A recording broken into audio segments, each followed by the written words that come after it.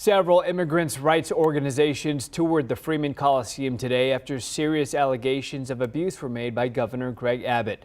And heartbreaking, that's the word used by immigrant rights advocates who toured the temporary shelter where more than 1,800 migrant children are being cared for by the federal government. And as Eyewitness News reporter Zach Briggs explains, many are demanding transparency from all the agencies responsible for running the facility. We need to ensure that the human dignity of these children, no matter where they're from, is valued and prioritized.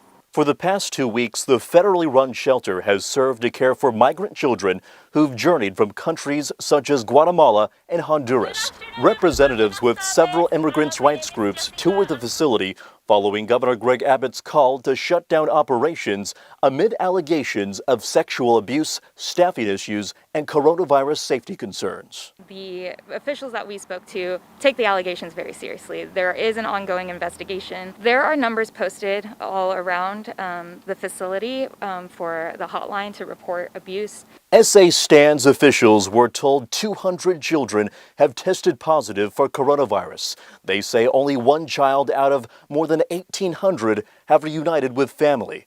The organization is demanding the agencies running the facility be more transparent with what is happening inside and speed up bringing families and children together.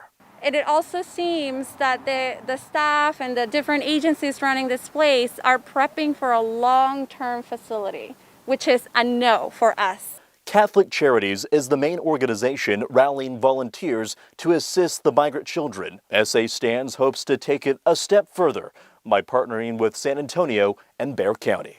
We're ready to really partner with the county to ensure that these kids experience something different than what they've experienced in other facilities. However, we have to keep asking for that partnership. We have to keep telling them what we can do for them to take us seriously. Zach Briggs, KENS 5, Eyewitness News.